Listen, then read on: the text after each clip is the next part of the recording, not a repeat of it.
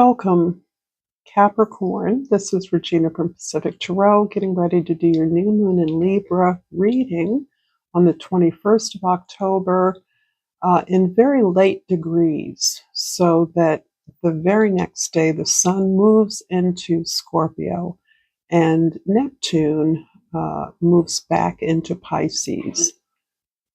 So this is really describing an activity of deepening your sense of presence, your sense of joy, happiness in who you are, what your work is, that is greatly impacting not only the way you show up in the world, your social identity, but also professional and humanitarian organizations you may belong to. When I was meditating, I saw a large body of water along a coast, almost as though I was seeing the whole map from far above in space. And I naturally focused on where I live, but that coast extended outward and along in a way that focused upon the beautiful ocean. And what it gave rise to was this sense of your taking a trip and of you looking at other places where you could exercise your skills, your gift, or a place of curiosity, exploration for you. And I pulled from the Talisman Oracle the navigation card. And I'm going to read to you what it describes here. It's time to tap into your innate navigation system and plan your journey. Determine where you're heading and imagine the final destination where you see yourself at peace.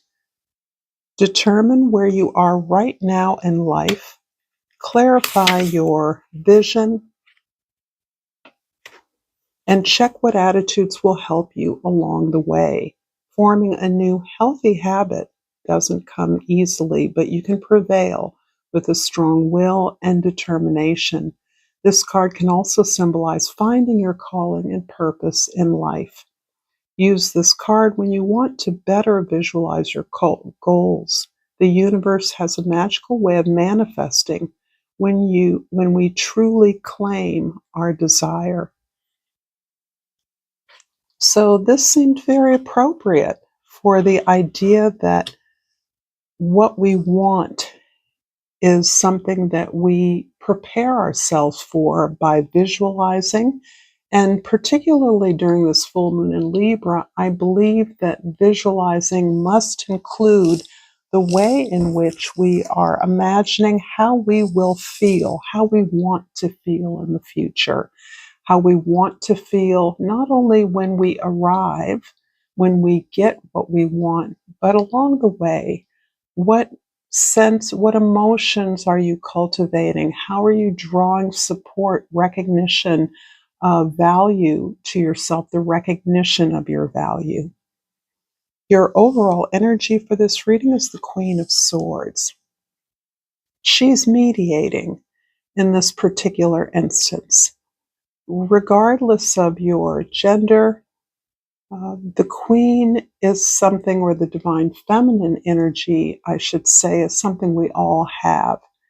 And I do believe that as opposed to a direct and assertive way of moving forward, knocking obstacles to the side or jumping over hurdles, the Queen is actually engaged in imagining the positive emotions that will accompany her desires.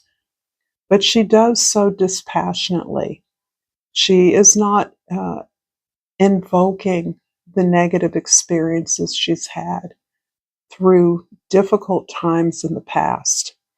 She is understanding that there have been patterns of disappointment, failure, heartbreak that she has participated in, that she has chosen, perhaps unconsciously, but she has chosen nonetheless. And she now understands that it's within her power to choose differently. And along the way, she is curious. She's curious about not only the various options available, but the experience of others. Underneath the deck, the King of Wands is about this previous and fundamental way. I won't say previous because I think this is more fundamental to who you are, Capricorn. This assertive, disciplined, courageous path of leadership that has often been in the form of taking care of others. And you have been working on gifting yourself with these courageous energies, the discipline of hard work, the clarity of your path that is inspired and whose motivation inspires others. So you are a model in many ways of success, of leadership through your behaviors and your willingness to go where your heart leads you. And this may be a very different version of you than what others see or what you have expected from yourself. In the present, we have the Justice card. This is monumental. Particularly if you have Saturn as a ruling planet, and whatever your placements are, and understanding that the ruler of your chart may be the ruling planet of your sun sign, your moon sign, your rising sign, or a stellium, multiple planets you have in a particular sign. But it is not always obvious. You will know that. You can have multiple rulers. However, if Saturn is your ruler, in this case, this is about a lifelong pursuit of justice, of fairness, of equity, equality, of harmony in your life, a lifelong struggle for peace. And it feels as though for many of you, you have suffered, at least for part of your life, not as a victim. I can't imagine any of those of you I'm speaking to seeing yourself as a victim, but I do see a sense of sadness, what we used to call sad sack, woe is me energy, having followed you at significant portions of your life. And that sense of carrying the weight of the world on your shoulder, whosever or whatever world that was, there was no respite from that. It was always your share to do the hard work, often unrecognized or unrewarded.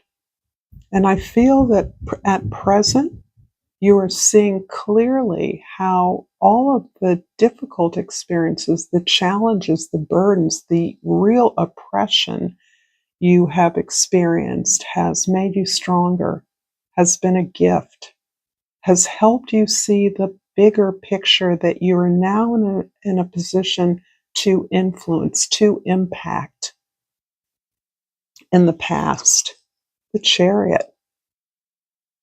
This feels about your self-acceptance, your understanding that you are actually perfect the way you are. You're whole, you're complete, and that your efforts in the past, particularly, even when you weren't aware you were doing it, because I know many of you of the Capricorn persuasion see yourself as authoritative, being your own person, being sovereign. However, the approval of others, as well as the needs of others, have held sway for you, have prioritized your attention, your effort for so much of your life that I believe over the past, particularly the past couple of decades, with Pluto having gone through your sign, you have really had to grapple with this idea that the needs of others cannot, should not overtake your needs. You have lived the underbelly of that. You may have experienced great loss. You may have experienced uh, um, certainly heartache, certainly loss of poverty, wealth, position, status, loved ones. And that has shown you that allowing others to determine your efforts has not been in your best interest. You no longer try to fit in that mold. You've left that all behind. And you've been teaching yourself how to make space for the you that is emerging now. And this has given you a very singular focus and ability to move rapidly in ways that others may have struggled over a longer period of time. But that is because your release, your acknowledgement of your unique talents and skills, you understand now were specific, were a gift, were a talent, and that the obstacles prepared you for what is coming. In the future, the Six of Swords, yeah. You're looking for some peace now. You're looking to remove yourself from all of the mundane responsibilities that hem you in, that obligate you to others unfairly. So you're not trying to bail on all of your obligations, all of your responsibilities. That isn't even you. I don't think you could if you wanted to. However, you're understanding that you've hemmed yourself in, you've painted yourself into a corner in many ways, and you have been meticulously and with phenomenal effort, I would say, over the last couple of years to reduce and eliminate unnecessary responsibilities and tasks that are not your burden to carry or can be accomplished better by someone else. And this has been painful because what you've uncovered is this internalized sense of unworthiness. And this may reflect back on your childhood or even your real life, real time relationships with family in the present.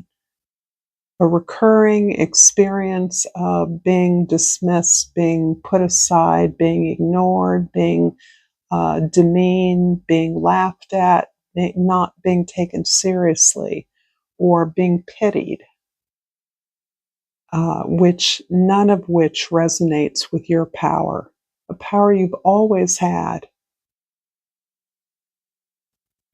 I'm going to clarify these cards with Tim Burton's Nightmare Before Christmas Oracle as a nod to Samhain and Halloween as various expressions of the harvest season, harvest rituals. Samhain in particular is about the new year in Celtic traditions. And of course, all harvest festivals, in my opinion, are about the thinning of the veil, the ease with which we can move between the dark and the light, life and death, our world and the world of others. So I am going to clarify the Chariot card in the past first with the Five of Potions and the Wheel of Fortune. So the Five of Cups, everyone's been getting this in almost the same position. And the Wheel of Fortune is you're the first person to receive this card today, and that's a lot of readings I've done. The Five of Potions, the Five of Cups is about that woe is me. Everybody hates me. Nobody loves me. I'm going to eat some worms, as some of you may be familiar with. The sad sack energy. And this is where you are positively looking at, feeling the feelings of failures and disappointments you've experienced, feeling the feelings of heartache, uh, brokenness, sadness, and recognizing that they fall into a pattern. a pattern that you are ultimately surrendering yourself to, even if this looks like a pity party to others. There's actually some deep work that's going on for you.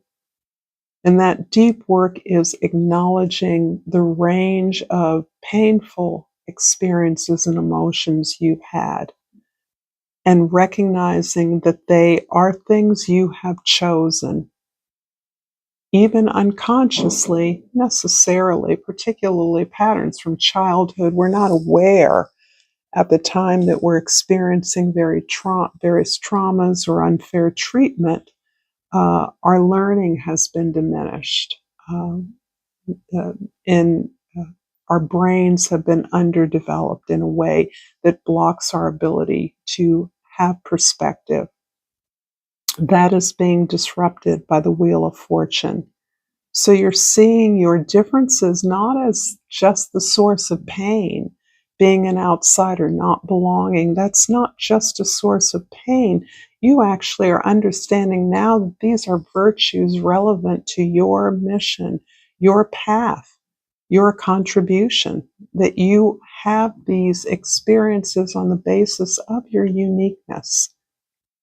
And now that you've understood that these obstacles, these broken shards of your emotional life, were tools, were lessons that have been granted to you, that you have now formed this much deeper connection with yourself, owning your responsibility for your reality as an exercise of choice, and the good karma that you actually have accrued as part of weathering these various storms.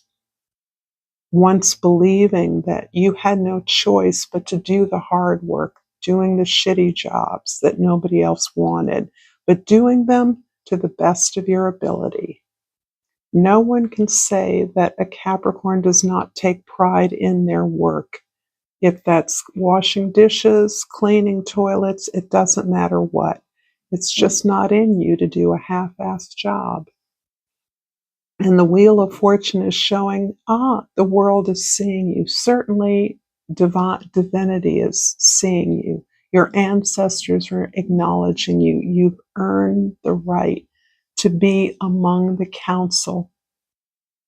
You are now participating in the healing of generations of cultural trauma.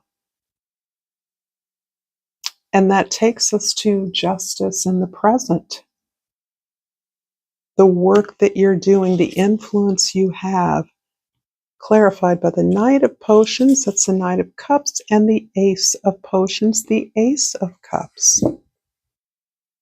So interesting. So this really deep exploration you've been doing, my God, it takes courage to relive, re-experience, create new memories from pain, from suffering.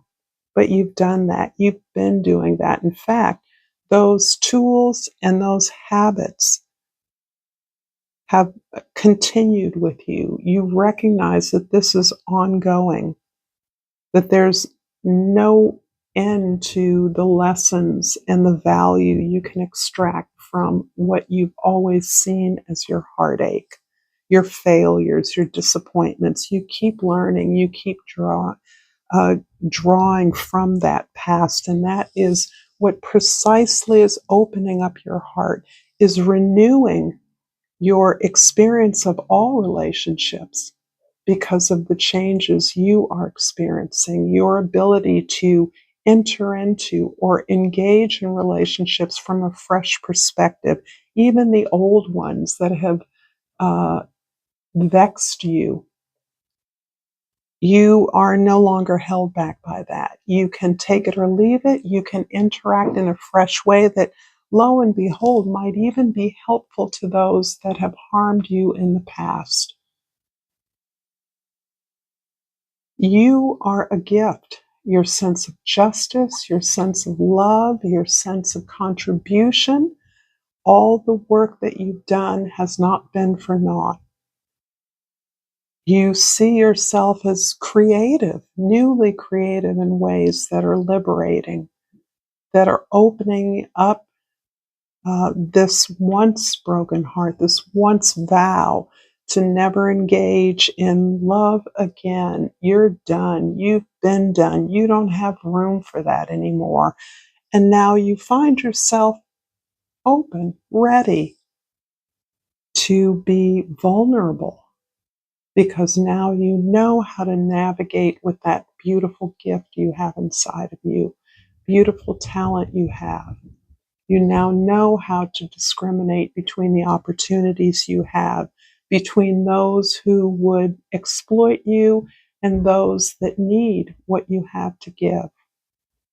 In the future, the Six of Swords is clarified by come out, the Fool card, and the Queen of Candles, which is the Queen of Wands. So you have a King and Queen of Wands, which, means something. It can mean a lot of things. It can mean a positive partnership.